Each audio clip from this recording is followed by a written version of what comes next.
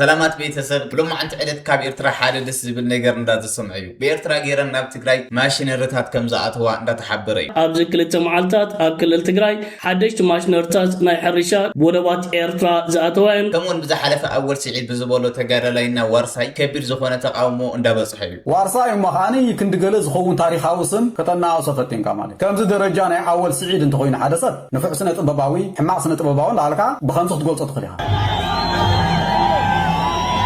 أزي أتى من كانت أزرارة تقولين نيو بزعباز يوم صفي حمرينا نزل channel سبسكرايبكم نزل فيديو لايك نقولكم نعملنا كنفت أنا ون أزرارة بنزل له قداي بوستوكم ماشين رتاتنا بتقرأ كم زعت هواي حبر الله سند ما بإرترا جيران كم زعت هوا يز وصل الحبريتا اسكاس معكم إرتران كل تجراين زت تحاز خينو تفتيرو زركب زلوت عمدان ركباتن نكلت يزبطات نابكال درجان متممانن أسقاقير ويركب كم زلو أبايتا نعزبو زلنا شبوت ملكتاتن معبالتاتنيو كبرات غاداتلتي فنكليري ميديا أبز كل معلتات أكل التجراي حدش ماشنرتات ناي حرشة كم زاتوا بسلطات تسني منجستاوي كللاوي ناي تجراي حبريتاتات زرقي حنيرو إذن آتين زركبات زلوا كم زعينت ماشنرتات بين أي منجدين آتين كابي تجزين إثيوبيا أبز حجوان نسرعات بالسجنا كارديناتلو تركبات زلا وان ساعتن حوعاتن منجست تجراين بين أي منجدي كتوان كيلو زبل عبيت حطوطات أبسرعات بالسجنا مراقبيتات نايت هاجر نجيسي يركبالو سرعات بالسجنا زسحاتو حدا نجر انت دهاليو نكل التجراي 300 سوسان معتاون مخبابن كم زي كاليو تفتيرو زركب زلو تصومدون ركبات انت يسرحو اذن اتين زركبات زلو كم زعينت ماشنرتات نايكل التجراي بودوات ايرترا زاتوين نكل التجراي ماشنرتات رايجي كونه نت حزبن نتا كللن زغدسو ادلاي زبحال زتفلالي مسالتن نغراتن ون بودوات إيرترا الناتو يزركب زلو زخا نسرعات بالتقنا حدا كابتي أنا واتو كوين يزركب زلو زينان حبريتانيو أبكل التقراي زلو كنتات سرعات بالتقنا 300 سوسان عصوان كبان بمكيات نتا كلل كم زي تسرح جيركا نمنماسيو استراتيجي تغتيلو كلل تقراي زلو باريو هافتي بفلايكا زلو وركي تدقيما اتا كلل زيتف لالي نايمنك ساون محبراون آغولغلوتات منك سغاس كتاكايد زتقما زخون يكون نجارات يلان إذا أبزخون له وان ساعتنيو كللاوي منجس تجراي نزنا قد دستماش نرتات نحرشة بودوات إيرترا نابتا كلل ياتي وانزركب زلو عبيدون تجليلون زركب زلو سرعات بالسجنا نزج تفترت عمدان ركبات المخلاق زتفلالي فتنتاتا كايدو كعوتن كسرطنا كالان حجخا أبرس زلاتات وسغتا أبرس مندعات بورنغريد كمزين عينت ماشنرتات بودوات إيرترا زاتوا أبتا كلل كرئن كعزبن نكلو ممليسو نعبدان زوسخن زناوتن كوين يركب تفتيرو زركب زلو عمدان ركباتن نقورباب تزبطات ناقراتن مواتو كوين يزركب بوروات إيرترا بيلكا زقبر من قصغاس نكل التقراي متنفسن مواتون كوين ويركب تصمدو كساب كمز عينت مستروت فتير يركب الله تصمدو كمز الله تاتت يا أخواتكم سمعوا زلكم زن ماشينرتات ناب تقراي كمز أتوا لا تحبر نيرو زيدو ما بإيرترا خمز حتوا خمز أتوا يزحبر زلكم سمعوا زلكم كنفتو أزرارا بزلو قداي كوسدوكم دما بزا حدث أول سعيد حادي فيديو حيزو مصنير رسول ما بزعبا أب تقول تدرنا زلو مشام دي بحال وارساي من داي غدا زبحال هم ايتبرو زعينتي نيرو ما تلقى تغدا لاي كبحال لو زبل ابها هلا حيز نيرو بزي دما خبير تكون خبير تقاومو دابو صحي اول سعيد بزه غيزه نمنتاي حود ما نزا حاد نيس وارساي دي شو نزوصه زنتيل كايو بزبل كبيد زخونه تقاومو دابو صحي اسكاس معكم وارساي مخاني كند جلز خون تاريخ هاوسن كتنا وصفتين كمالي حدا سنة طباباوي إسياس البحر قليلكا نسياس سقا خجو خبلكا خدولت إيقباني جيغا يزيون مقصلتا نايتون بزحات جيغاتات كاي نحربينيا سوء تقالالاي إسياس سقاي حدا نفع سنة طباباوي إلكا إيقلسني نحدا سب نفع سنة طباباوي ويحماق سنة طباباوي لان تحت قولت طحونكا درجو كم زنات كاتوين كم زي درجاني أول سعيد انتقوين حدا سب نفع سنة طباباوي حماق سنة طباباوي لاركا بخمسة قولت تخليها نحدا حربينيا تقالالاي قل نفع سنة طباباوي تراي دي سياس خو سوراي سياس تنقايزي سوراي رتراي كاتم سوراي رترا باع زلوطو وحدات دنك حيالات عميدا زنبور صباتي حزبيتها 5 سلف زغبري نحزبيتها بطبق بوليتيكان هاغراونتن زمهار سبيو ካልእ ከምሰብ ዝኾነ ነገር ናይ ኣሉታዊ ባህሪ ኩልዎ ክእል ሰብ ኣቀረባ ቀሪቡ ዝፈልጦ ከም ታሪክ ክትሪኦ ከለካ ግን ንፍዕ ስነ ጥበባዊ ኢልካ ኣይሕለፍኒ ስነ ጥበባዊ ይኮነ እንተ ስነ ጥበባዊ ሞ መመላታይ ሓርበኛ ስውእ ፀጋይ ተጋዳላይ ቅድሚ ኩሉ ተጋዳላይ ቅድሚ ኩሉ ሞተር ቃልሲ ቅድሚ ኩሉ ሰውራይ ንሱ ስነ ጥበባዊ ስም ተካታይ ነዚ ኩሉ ታሪክ ገዲፍካ ከም ሓደ ንፍዕ ስነ ጥበባዊ ብንፍዕን ዘይንፍዕን ዝግለጽ ኣብዚ ናትካ ትውልድ ዘሎ ከምዚ ናይ በዓል ኣወል ፊልም ትሰርሕ ገለ ትሰርሕ እዚ ንፍዕ ሕማቕ ኢልካ ክትገልፆ ትኽእል በዓል ሓርበኛ ስውእ ፀጋይ ግን ንፍዕ ሕማቕ ኢልካ ዝግለፁ ዘይኮኑ ቅድም ተጋደልትን ክቡራት ሰባት እዮም ኣብ ታሪክ ኤርትራ ሰዓብ ቦታ ዘለዎም ሰባት እዮም ወላ ትገላልፃ ማለት ንነብስኻ ተጋዳላይ እንዳበልካ እዚ ነቲ ገድሊ ንባዕሉ ንስኻ ተጋዳላይ ተኾንካ ስውእ ፀጋይ ሲ ገድሊ ማለት እዩ ኣወል ተጋዳላይ ተኾንካ ስውእ ፀጋይ ከዓ ገድሊ ሕጂ ንነብስኻ ተጋዳላይ ኢላ ካብቲ ባነር እንዳለጠፍካያ ሲ ንስውእ ፀጋይ ሓርበኛ ስውእ ተጋዳላይ ኢልካ ክትገልፆ እንታይ ፀግመካ ንስኻ እኳ ንባዕልካ ተጋዳላይ እንዳበልካ ነብስኻ ስለዚ እቲ ናብ ነብስኻ ጥራይ ምባል ኣነ ዝበሃል ኣብ ኤርትራውነት ጠቕላላ ኣይሳነን እዩ ከምዚ ጨው ዝበዝሖ ፀብሒ ጆሓት ከም ትሰምዕዎ ዘለኹም ኣብ ወርሲዒት ብዝበላ ዘረባ እዚኣ ጥራሕ ይኮነ እዚኣ ጥራሕ ሓንቲ ቆሪፆም እያ እምበር ኣብዚ ሚድያ ብዚ ሕዚ ግዜ በቃ ብጣዕሚ ኣዘራራቢት እያ ኮይና ዘላ ብጣዕሚ ብዙሕ ሰብ እንዳተቆጥዐ እዩ ዝርከብ ዘሎ በዛ ነገር እዚኣ ማለት እዩ እሺ ንቐፅል እሺ ኣብታ ናይ ጀነራል ፊሊጶስ ክንምለስ ኢና ኣነ ሙሉእ ሓበሬታ ኣለኒ ይሓትት ይድውል ሓበሬታዊ ንቕበል የመፀኒ እዩ ድኾነ ይኹን እቶም ኤርትራውያን ኣብኡ ከይድኩም ሳናቲም ባይዘወይ ኢድኩም ከደይትእክቡ ኣይተሓፍሩን ኢኹም እቶም ኤርትራውያን ኣነ እዚ ናይ ትግራይ ፖለቲካ ነገረኩም ኣለኹ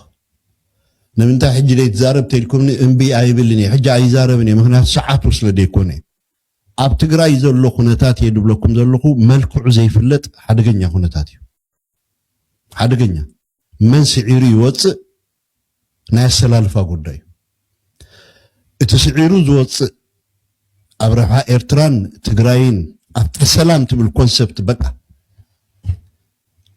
ካልእ እዚ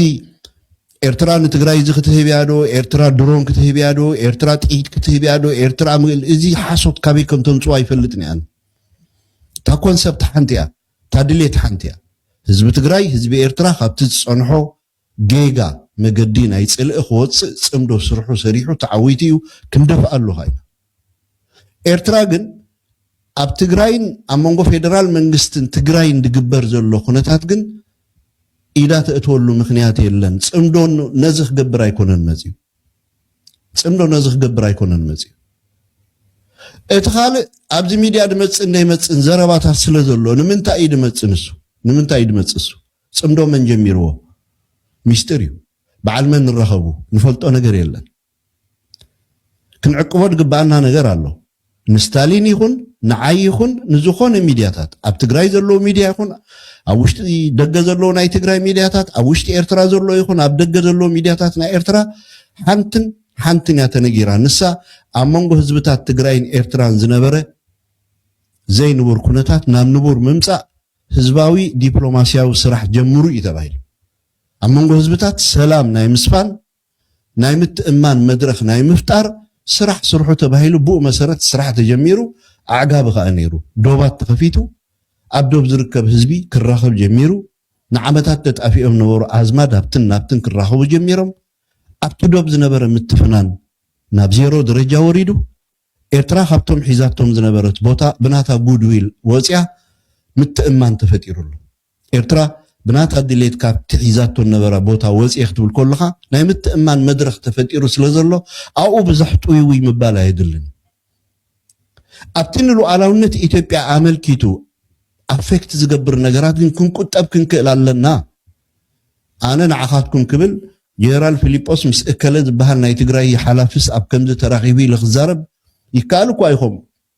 ግን ኣበይ መዓስ ስለምንታይ ዝበሃሉ ነገራት እውን ኣለዉ ኣይምልከተናን ከዓ ስለ ዝኾነ ስለዚ እቲ ዜና ሓሶት እዩ ኣብ ወገን ቆቦ ከባቢ ኣብ ናይ ሰሜን ሸወንቦ ከዓ ናይ ፅምዲ ሓይልታት መጥቃዕቲ ወሲዶም ዝብል ከዓ ቶታሊ ዘየለ ነገር እዩ ታንኪዩ ዳንኤል እቲ ናይ ፅምዲ ዕላማ እንድሕር ከምዛ ዳንኤል ድብላ ደሎ እንድሕር ተረዲእና እቲ ሃውተታ ካልኦት ካልእ ሃውተታ እዩ ድቀር ካልእ ሃውተታ እዩ ምክንያቱ ንሕና ከም ህዝቢ ኣብ ጉዳይ ፖለቲካና ውሽጣዊ ኢድና ሉዓላውነትና ኣይተንኩፍ ንብሎም ኣብ ኢትዮጵያ ዘሎ ኩነታት ግን ብሳልሳይ ኣካል ዝግበር ነገራት ኣሎ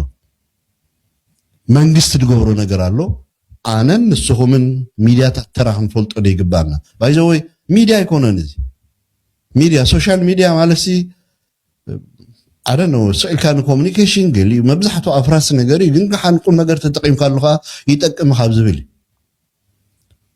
ስለዚህ ብጥንቃቅ አንተ ተራይ ሓይሽ ብዙሓት ኤርትራውያን ኣለኹም ነዚ ብጣዕሚ ተኣፋፍ ነገር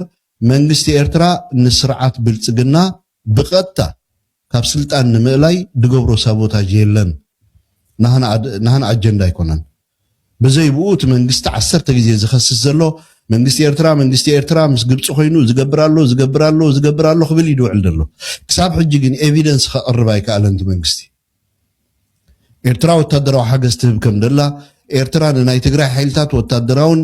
ንዋታውን ወይ ናይ ሎጂስቲክ ሓገዝ ትህብ ከም ዘላ ክሳብ ሕጂ መርትዖ ይቅረበን እቲ ብልጽግና ካብ ሚድያታት ኣሪዩ ዝዛረበን ዘረባ ንዓን እንደበለ ጽምዶ ከም ዝገብር ይፍቶ ይጽልኦ ግን ናይ ብልጽግና ሓይልታት ናይ ብልጽግና ካድራት ሓለፍቲ ግን ክፈልጥዎ ዝግብኦም ነገር ኣሎ ድሕሪ ሕጂ ህዝቢ ትግራይ ድሕሪ ሕጂ ኣብ ኤርትራ ዝግበር በታ ኢምፓየር ኢትዮጵያስ የለን ክመጽእ ኣይኽእልን እዩ እዚ ነዚ መሰረታዊ ዝኾነ ኣብ መንጎ ህዝብታት ዝምድና ተጀሚሩ እዩ እቲ ዝምድናኻ ንምዕብል ንሰርሕ ኣለና ንስራሕ ብሓባር እምበር ስማስማት ሰበስልጣን እንዳፀዋዕኻ ዘይተገብረ ነገር መምርሒ ሂቦም ኣስተላሊፎም ሽዑ ፌደራል መንግስቲ ኣምፃ ኣቢሉ ፊሊጶስ ኣብ ከምዚ ቦታ ኣኪቡ ንጽምዶ በልዎም ነዚኣቶም ኢልዎም ገለ ዝበሃል ነገር ኣሎ ኤርትራ ከመይ ትገብርን እያ ከምኡ ኸ ይግበርን እዩ ብዛዕለም ክሳብ ሕጂ ፌደራል መንግስቲ ግብፂ ኣብ ናይ ኢትዮጵያ ፖለቲካ ኢዳ ትእቱላ ንዝቃወመን ሓይልታት ኣፅዋር ትህባላ ብመገድዶ ባፅዕዶ ገለ ጌራ ትእቱ ተዕጥቃላ ንኣምሓራን ትግራይ ገለ ኢሉ ይዛረብ እዩ ክሳብ ሕጂ ግን ኤቪደንስ ዝበሃል ደምፆ ነገር የለን ተሰራርሓ ረቂቕ እዩ ትፈልጥዎ ይኹም ማለት እዩ ኢብን ኢትዮጵያ ንባዕላ እቲ ካብ ኢማራት ትረኽቦ ዘላ ወታደራዊ ደገፍ ኣብ ቤንሻንጉል ጉሙዝ ዘሎ ወታደራዊ ማዓስከር ናይ ድሮን መዋፈር ማዓስከራት ብምሉእ ኣለኒ ኢላ ኢትዮጵያስ ኣሚና ይትፈልጥን ኣሚን ይፈልጥን ፌደራል መንግስት ሓሶት ዲና ይድውሩ ርዳእኩም ኣሎ ሓሶት የለን ናይ ኢማራት ወታደራዊ ቤሲ የብልና ናብዚ ትድበሃል ደሎስ ሓሶት እዮም ደሎ መዓልታዊ ሱዳን ኣብ ልዕሊ ፌደራል መንግስቲ ናይ ኢትዮጵያ ተቕርቦ ዘላ ክሲ ካብ ቤንሻንጉል መንግስት ተበጊሰን ካርቱም ኤርፖርት ገለ ዝሃርማ ዘለዋ ድሮን ከምዝን ዝዓይነትን ስራሓት ቱርክ ዝኾና ድሮን ይሃርማን ኣለዋ ንመንግስቲ ኢትዮጵያ ክኸስስ ውዕል ኣሎ ኣብዛ ሰዓት እዚኣ መንግስቲ ኢትዮጵያ ግን ልክዕኡ ብደገፍ ናይ ኢማራት ኣብዚ ወታደራዊ ቤዝ ከፊትና ንሱዳን ንህውኻ ኣለና ኢሉስ ኣክሰፕት ይገብሮን እዩ ሃገራት ብኸም እዮም ዝሰርሑ መን ይድስዕር መን ይድስዓር ኣብቲ ሜዳ ዝራኸቡ ተራኺቦም ኣለው ንዖም ንግደፈሎም ኣልዕል ኣቢልካ ግን ኤርትራ ከይድካ ምስ ሰበስልጣን ወይ ምስ ሓለፍቲ ንሰናይን ንሰላማዊ ዝምድና ድሌት ህዝቢ ትግራይን ህዝቢ ኤርትራን ሓልዩ ስለ ዘሎ ነዚ ከዓ ተስፋ ምእታን ክገብር እቲ ህዝቢ ስለ ድኸድካ ስለ ዝረኣኻዮ ሚስጥር ናይ ኤርትራን ናይ መንግስቲ ኤርትራን ትፈልጥ ኢኻ ማለት ኣይኮነን ሓሶት እዩ እዚ መንግስቲ ኤርትራ እንታይ ይገብር ወታደራዊ መራሕቲ ናይ ኤርትራ እንታይ ይገብሩ ኖዋን ሚስጥር ድፈልጥ የለና ሽምኳይ ስታሊን የድብለኩም እዚ ስርዓት ደትሕዝዎ እንድሕር ኮይኖም ጽቡቕ እዩ ተዘይ ኮይኖም ግን ክንጣማጠሚና ማለት እዩ ክንጣማጠሚና እዞም ኣብ ደገ ደለው ሚድያታት ናይ ትግራይ ይነግረኩም ኣለኹ ኣብዛ 10 ገለ ዓመት እዚ 4 ግዜ መርገፂኦም መትከሎም ዝቀያየሩ ሰባት እዮም 4 ግዜ በዓል ኣሉላ በልዎም በዓል ስታሊን በልዎም ቀንዲ ጠንቅን ህዝቢ ትግራይ ኮይኖም ህዝቢ ትግራይ ኣብ ከምዚ ዓይነት ሕድሕድ ፀገም ኣትዩ ዘሎ ኣብ ኣውራጃውን ክፋል ናይ ዞና ምግምማዕ ኣትዩ ዘሎ ህዝቢ ትግራይ ንሳቶም እዮም ትማሊ በዓል ኣሉላ ንህዝቢ ትግራይ እንታይ ይብልዎ ነይሮም ኣምሓሪት ተማሪዕኻ ተፋታሕ ኢትዮጵያን ዘለዎ ቤት ምግቢ ከይተኣቱ ካብ ኢትዮጵያ ተጣሒኑ ዝምጽእ በርበረ ይኹን ሽረ ይኹን ከይትበልዕ ሓተን ካብ ኣምሓሩ ድወለድካዮም ቆድዑ ተለውኻስ ቅተሎም ዝዓይነቱ ጎስጓስ ዝገብር ነይሩ ኩናት ባህላዊ ፀወታና ኢሎም ንህዝቢ ትግራይ ኣብዚ ኩሉ ኩናት እዚእትዮም ሕጂ ግምዕ ኢሎም ምስ ብልጽግና ኸይዶም ምስ ብልጽግና ኮይኖም ኣንጻር ህዝቢ ትግራይ ይሰርሑ ኣለዉ እዚኦም ኣብ ትግራይ ዘለው ናይ ፖለቲካ ኤሊት በልዎም ሚድያታት ተኣመንቲ ይኮኑን ባይዘዎ እዚኣ ኣነ ክዕቅባ ፀኒሐ ስጋዕ ሕጂ ጎቦ ዝኸይድ ኣለኹ ንስኣ ተኣመንቲ ይኮኑን من بزح كفله اكتشافات من بزح كفله من كم كالي إرتراوي أب هاجراوي تأشمود سرح إرتراوي هاجري كم يجرات سعري لي دحسن أب تجراي دلو ناي بوليتيكا إليت أب تجراي دلو ناي ميديا إليتات جن من بزح كفله بر سماينا هاجركم بعال قالوا لا تمالين حزب تجراي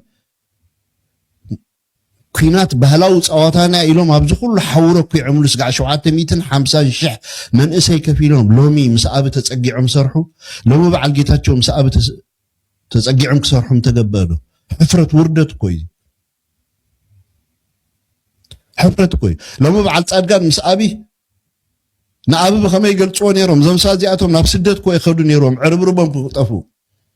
قال يوم أمريكا قال يوم عبد الله كيدهم إنه أتيم موس أميم كساب كندي سبعة خبرتهم كم تشتوه كساب كندي تجراوين نتهم كم زحفرهم قل رأيهم ترديكم الله سقع لهم مسابي لومين هزبهم من حواتهم من كارمو تقلبي تأمسر حلو نحنا خومي كنا إرترا كإثيوبيا مكلاكي أنصار مقوم يمياسجل أكم يلهم إيه ليلة تنتانيوس مقوات أسفل لغنيا ዴሞግራፊካሊ ስፒኪንግ የተዋጊ ኃይልህን ሪፕሌኒሽ ለማድረግ የሚያስችል አቅም ሳይኖርህ ባረጁት 54 እና 55 ታንኮች ላይ ብቻ ተመስርተህ የምታደርገው ጦርነት ቴክኖሎጂካል አድቫንቴጅም ሳይኖርህ ዴሞግራፊክ አድቫንቴጅም ሳይኖርህ እዚህ ግባ የሚባል ቀናት ላይ ያስቆጥርልህ አይችልም። በወታደር ቋንቋ ለእናንተ መንገር አያስፈልገኝም። ማይሑፃ የሚባል ቦታ የመከላከያ ካምፕ ቢኖር ኢንጌጅመንት ከተፈጠረ ወይ ከዓድ በራህ ስትራቴጂ ዴፕስ የለውም። በኔቸሩ ኤርትራ በአንድ አቅጣጫ ከተሰበረ ወደ መሃል ለመግባት ቀናት ብቻ ነው የሚፈልገው፣ ምናልባትም ሰዓታት። ዋናው ምሽግ ከተሰበረ በኋላ የመንዳት ጉዳይ ነው የሚሆነው። በእንደዚህ አይነት ሁኔታ የኢትዮጵያን ትርምስ ለቀጣይ የሱ ሰርቫይቫል እንደ ብቸኛ መፍትሄ ነው የሚቆጠር። ናይ አእምሮ ፀገም ክልወካ ኣለዎ ኣብ ሰዓት እዚ ንብልፅግና ደጊፍካ ኣይኮነን ኣብ ዓለም ለኻዊ መድረኽ ኣብ ከምዚ ዓይነት ኣርእስቲ ኣብቲ ሎካል ዝገብሮም ነገራት እውን ኣብቲ ውሽጢ ዓዲ ዝገብሮም ነገራት በፍፁም ኣይኸውንን። እዚ ሕዝን ግን ክንሪኦ ዘለና ብልፅግና ሕዚ ከምኡ ዝሓስቡ ተጋሩ ምርካቡ ምን ብዝፈጠረሉ ዕድል እዩ ኢልካ ምርኣይ ኣይ ቲንክ ኣገዳሲ ይመስለኒ። ተሃልዮም ከምኡ ዓይነት ንብልፅግና ተቆርቂሮም ብልፅግና ማዕቐበ ይግብኦን እዩ ልክዕ እዩ ጦርነት እውን ኣይደልን ሰላም እዩ ዝደሊ ብልፅግና ኣብ ካልኦት ከባቢታት ኢትዮጵያ እውን ሰላም እዩ ዘስፍን ዘሎ ከምዛ ሓንቲ ናይ ብልፅግና ወፅያ ጥይት ተኩሶ ይፈልጥን ዝበለቶ ማለት እዩ ዕዲት ዓይነት ሰበይቲ ኣይ ቲንክ ሚኒስተር ያ ገለ ይመስለኒ ኣብቲ ናይ ብልፅግና ግን ተጋሩ ኮይኖም ከምኡ ክብሉ ከለዉ ኣነ ይጉህየ ንምንታይ ኣብ ዝወዲቕና ኢለ ግን ዝሓትት ቅድሚ ነቶም ተጋሩ ናይ ኣብይ ተጋሩ ናይ ግዛዕ ተጋሩ ገለመለ ኢለ ምፍራጀ ዋይ ነብስና ኣብ ከምዚ ረኺብና እያ እየ ዝብል ይሓዝን እየ በቶም ናተይ ተጋሩ ማለት እዩ ናተይ ተጋሩ እዮም ባይዘ ናይ ኣብይ ተጋሩ ይኮኑ። ስለዚ እዚ ክርኢ ከለኹ ዝመፀለይ ነገር እንታይ እዩ ብልፅግና ቅድሚ ሕዚ ጀኖሳይድ ኣውጁ ምስ መላፍንቱ ሻዕብያን ምስ ሓይልታት ፋኖን ኮይኑ ንትግራይ ክመፅእ ከሎ ኣብ ትግራይ ናይ ብልፅግና መፅሓፍ መደመር ሽከም ትግራዋይ እውን ኣይነበረን። ናይ መደመር ኣተሓሳስባ እውን ዝቕበር ርእሲ ናይ ትግራዋይ ኣይነበረን። ሕዚ ግን ብልፅግና ካብ መደመር መፅሓፍ ሓሊፉስ ከላሽን ሽከመሉ ትግራዋይ ረኪበሉ። በዚ ዝገልፆ ባይዘወይት ናይ ሓራ መሬት እውን ስለዘልዐልኩምዎ ንብልፅግና ከላሽን ዝሽከመሉ ትግራዋይ ክብል ከለኹ ይርድአኩመሉ እንታይ ይብል ከም ዘሎ ብልፅግና እዩ ዘዋፍሮም ዘሎ እየ ዝብል ዘለኹ ብካልእ ዘራርባ ንሳቶም ኖ ናይ ባዕልና ዕላማ እምነት ኣለና ገለ እዮም ዘሎ ኖ ፋይናንስ ዝገብሮም ኣፅዋር ዝቦም ብልፅግና እዩ። ግን ንብልፅግና መን እዩ ሸሓነ ገይሩ ዘቐብሎ ዘሎ እዩ ካብ ትግራይ ባዕልና ኣብ ባዕልና ናይ ሕወሓት አንቃጻት ኢሉ ዝገለጾም ባዕሉት ናይ ኣሜሪካ ማዕቐቡን አንቃጻት መራሕቲ ሕወሓት እዮም ዝገብሩ ዘሎ ናይ ባዕልና ውድቀት እዩ። ቁፅሪ ሓደ ተሓታትን ውድቀት ትግራይ ኣብ ውሽጥና እዩ። እቲ ውሽጥና ዘሎ ሕማቕ ዝወደቐን ውዱቕ ፖለቲካን ውዱቃት መራሕትን እዩ። ስለዚ ቅድሚ ሕዚ ብልፅግና ሓደ ትግራዋይ ኣነ ይዝክር ምናልባት ዮሃንስ መንጋግ ይመስለኒ ናብ ትግራይ ዝወፈረ ጀነራል ኮይኑ እዚ ግን ብልፅግና እቶም ኣብ ጀኖሳይድ ትግራይ ንምምካት ተሳተፉ ጀነራላት ከይተረፈብ እዩ ደሎ ምስ ኣሎ እንታይ ኢና ኮይና እዚ ንምንታይ ኢና ዘይንፈትሖ እዚ ዝፈትሕ ፖለቲካ ንምንታይ ኢና ዘይነምፅእ? ብሕልፍ ሓሊፉ እኮ تمالي ندي حفتي نوعلي نهوتي مننتي جنسايد كي تفيلو زقال زنبره منسي حزاي وقادلن يلوكو حقوص يوم بحيلون يقفول ስለዚህ አይ ቲንክ ከምዝ መስለኒ በብልጽግና ወገኑን ኮይኑ ነዚ ጉዳይ እዚ ዝርኢ ዋላ በቲ ኣነ ዝገለጽኮ ናይ እምሮ ሕሙም ዋላ ዝገለጽኮ ሰብ ንምን ዞም ብልጽግና ወሎ ብልጽግና ሕዚ ኣብ ዝኸፍእ ናይ ድኽመት ዘመኑ እዩ ዘሎ ኣብቲ ዝኸፍእ ተወጠረሉ ዝደኸመሉ ዝወረደ ዝበሃል ዳርጋ ተጋሪኦም ሕዝማ ዳርጋ ብስሩ ነረ ስታይ ዝብዎ ዘሎ ካሊእ እኮ ዳርጋ የለን ማሊ ካሊእ ተጋሩ እዩ ዝሕዝ ዘሎ ሕዚ ብፕሮፓጋንዳ ወሎ ብዲፕሎማሲ ወሎ ግዛዕ ወሎ ብምሊተሪውን ተወሲኹ ሕዚ ተብ ግዜ ትግራይ ጦርነት ዘይረኽቦ ዝነበረ ዓቕም ናይ ትግራይ ከይኮነ ጥራሕስ ዝቃለሶ ዝነበረ አንጻር ብልጽግና ዝቃለስ ዝነበረ ሓይሊ ናይ ትግራይ ተገሚዑ ተቆሪፁ ናብኡ ኮይዱ እዚ እንታይ ይፈጥሮ ትልኩሞ ናይ ውሽጥና ናይ ውድቀት ውፅኢት እዩ ፖለቲካ ትግራይ ስለ ዝተበላሸው ብልጽግና ዓቕሚ ሃልይዎ ንዓና ኸቢቡ ሓንኪሩ ዘራሪቡ ክብለሉ ዝኽእል መንገዲ ዝመቻቸው ዘሎ ኣብ ትግራይ ውሽጢ ብተጋሩ ናይዚኣ መፍትሒታ ከዓ ንኩሉ ትግራዋይ ዘሳተፈ ሓበራዊ ዝኾነ ናብ ዕርቅን ናብ ምርዳእን ናብ ኢህን ምሂን ዝወስድ ሰላም ዘውርድ መጀመርያ ኣብ መንጎ ናብ ውሽጥና ሰላም ዘውርድ ኩነታት ምፍጣር ድሕሪኡ ብልጽግና ዶ ሸገረ ንሪኦ ሕዚ ግን ብልጽግና ንዓና ይጥቀም ዘሎ ናይ ባዕልና ድኽመትን ናይ ባዕልና ሰባትን ይጥቀም ዘሎ እዚ ደው ነብሎ ብዝብል